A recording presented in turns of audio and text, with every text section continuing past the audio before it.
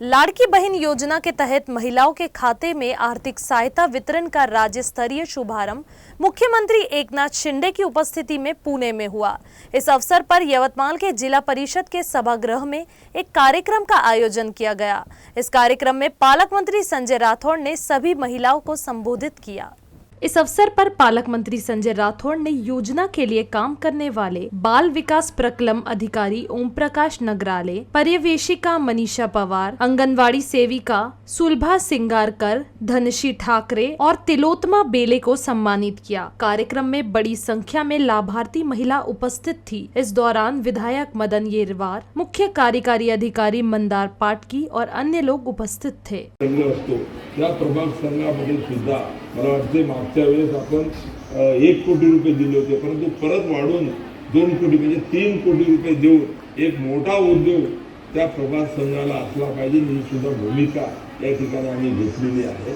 जिल्ह्यामध्ये पायाभूत सुविधा म्हणजे सर्व स्तरावर म्हणजे चांगल्या शाळा असल्या पाहिजे, चांगले दवाखाने असले पाहिजे, चांगले शेतकऱ्यांसाठी पांदन रस्ते असले पाहिजे, विजेच्या संदर्भात चांगल्या सुविधा मिळाल्या पाहिजे। या सर्व गोष्टीचा या ठिकाणी जिल्ह्याचा पालकमंत्री म्हणून आज सर्व प्रशासनातले सर्व अधिकाऱ्यांना सोबत घेऊन आणि सर्व लोकप्रतिनिधींना सोबत घेऊन एक चांगलं काम या ठिकाणी जिल्ह्यामध्ये करण्याचा प्रयत्न तुमचा भाऊ म्हणून मी करतो आहे।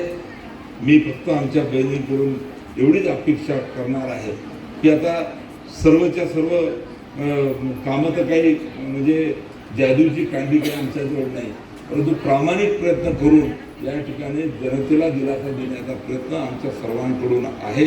त्यावरून येणाऱ्या काळात तुम्ही लेखाजोखा करा आणि विचार करा, बस एवढंच सांगतो।